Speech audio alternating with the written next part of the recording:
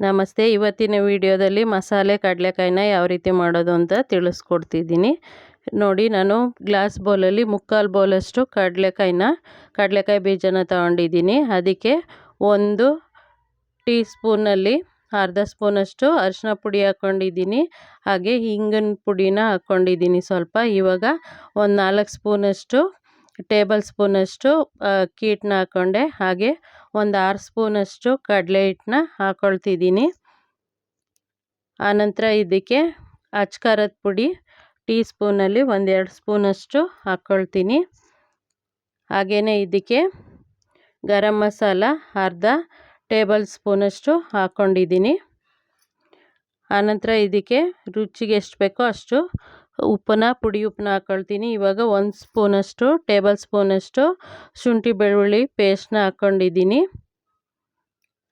ಸ್ವಲ್ಪನೇ ನೀರನ್ನ ಹಾಕ್ಕೊಳ್ತಾ ಗಟ್ಟಿ ಅದಕ್ಕೆ ಕಲಿಸ್ಕೋಬೇಕು. ನೋಡಿ, ರುಚಿಗೆ ತಕ್ಕಷ್ಟು ಪುಡಿ ಉಪ್ಪನ್ನ ಹಾಕ್ಕೊಂಡಿದ್ದೀನಿ. ಈ ರೀತಿ ಮಿಕ್ಸ್ ಮಾಡ್ಕೋಬೇಕು ಚೆನ್ನಾಗಿ. ಅಂಟಿನ ರೂಪದಲ್ಲಿ ಇರಬೇಕು ಹಿಟ್ಟು. ಈ ರೀತಿ ಕಲಸಿ ಇಟ್ಕೊಂಡಿದ್ದೀನಿ. ಹಾಗೆ ಬಾಣಲಿಗೆ ನಾನು ಒಂದು 200 ಗ್ರಾಮ್ ಅಷ್ಟು ಅಡುಗೆ ಎಣ್ಣೆನ ಹಾಕ್ಕೊಂಡಿದ್ದೀನಿ. ಅದು ಕಾದಾಗ ಈ ರೀತಿ ಸಣ್ಣದಾಗಿ, ಅಂದರೆ ಒಂದೊಂದೇ ಕಡಲೆಕಾಯಿ ಬೀಜ ಬೀಳೋ ಥರ ಎಣ್ಣೆಗೆ ಹಾಕ್ಕೊಳ್ತೀನಿ.